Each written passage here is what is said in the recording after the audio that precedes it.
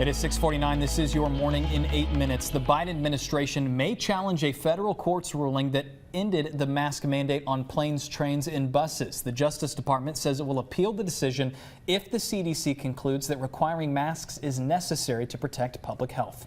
And around East Tennessee this morning, the search continues to find the next chief of Knoxville Police. Well, current Chief Eve Thomas is retiring at the end of this month. She became the first woman to serve as Knoxville's police chief in 2018.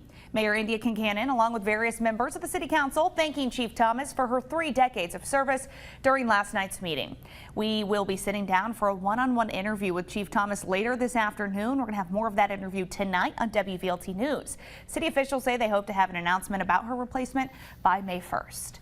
Meanwhile, a proposed raise for Knox County educators is on the table. It's part of the 2023 budget plan school officials are set to vote on. If approved, all licensed teachers would get a 4% raise on their base salary, while other staff like custodial workers, teaching assistant, clerical workers would get an 8% raise. School officials discussed the idea last night. They'll vote on it along with next year's budget at next Wednesday's meeting. Well, continuing coverage, we're learning more about the former Granger County Correctional Officer at the center of a multi-million-dollar lawsuit. We filed an open records request for Travis Davis's file and have received a response. The file lists violation of policy and procedures as the official reason for his firing, with code of ethics, officer conduct, abuse of position, and rules of conduct under the reason.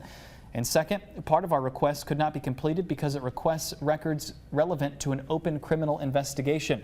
In the lawsuit, 2 former Granger County inmates accused Davis of forcing them to perform sex shows while he was employed by the Sheriff's Department. Right now, the TBI special agents are trying to figure out what led to the death of a Knox County inmate. Daniel Dixon died. He was found unresponsive in his jail cell on April 9th. District Attorney Sharm Allen's office made the request to investigate his death. And Tennessee Governor Bill Lee says he will not step in to stop the execution of a convicted murderer. Oscar Smith is set to be executed tomorrow night. He's convicted of killing his wife and her 2 sons in Nashville in 1989. He says he's innocent after his legal team also says there's new evidence in regards to the murder weapon used that night. Smith is now moved to death watch ahead of the execution. Well, right now, Knoxville police need your help this morning after multiple ATM machines are broken into. KPD tells us the suspect you see on your screen and another person stole a truck from the Palmer apartment complex and used it to rob 2 ATMs at the ORNL Federal Credit Union on East Magnolia Avenue.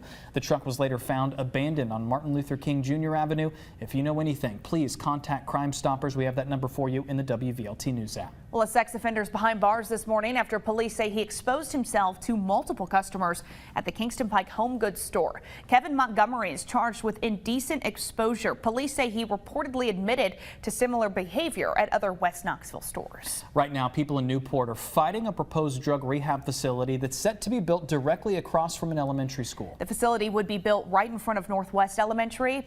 Empower Cocke County got a loan for the land at the beginning of this year. They say they failed twice getting property for this and took this opportunity when it became available. But parents and teachers, they say this facility should not be this close to a school, especially since the children are 2 to 10 years old.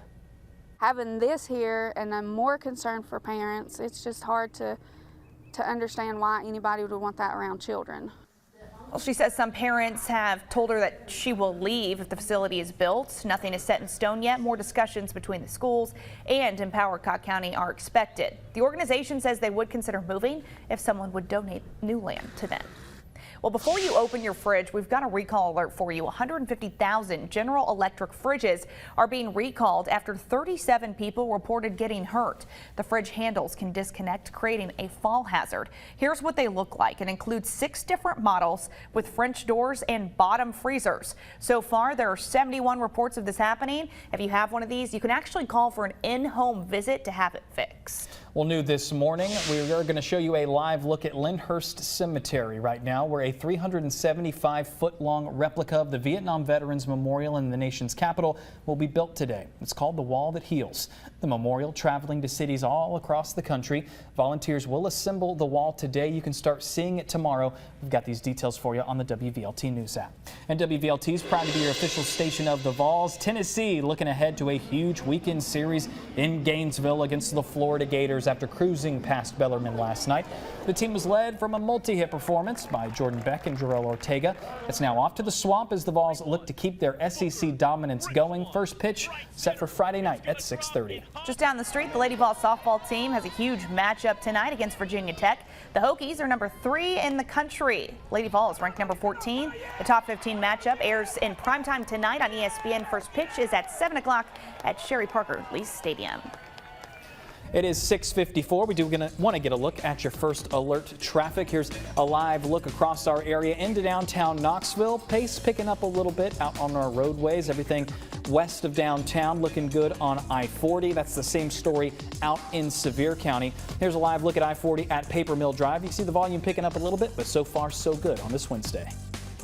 Your first alert forecast with Chief Meteorologist Heather Haley. I'd say so far so good in terms of the weather too. Yes, this is the chilly morning with some patches of 30s and a few clouds drifting in. 39 again in Knoxville, 35 in Kingston to Jellicoe, 34 Cosby to Sneedville. Those few clouds trickle in with more warmth on the way. But right now we have that choppy cooling. Even get some low spots with cold air sinking, and that gives you some patches of frost. Tellico Plains is sitting at 32, Lenore City 38, then Loudon and Oak Ridge 37, along with Harriman to 35 in Kingston. So that's where you can see and feel some change this morning. With the chill, absolutely a few clouds starting to trickle in, but notice down the road, warms up a bit, clouds increase, and then even more warmth down the line. That will bring us a couple of showers later today, but at least right now it's only a couple of clouds. Yes, it is chilly, but those temperatures are going up because that wind's turning around. Northerly breeze now can make us feel cooler. Turn it around to a southerly wind and start pulling that warmth into town. That'll help us to 60 at noon with a high today of 72. Partly cloudy to then mostly cloudy by the end of the day as that warmth settles in. So in terms of those spots of showers tonight into tomorrow, get a couple pockets of light to moderate rain.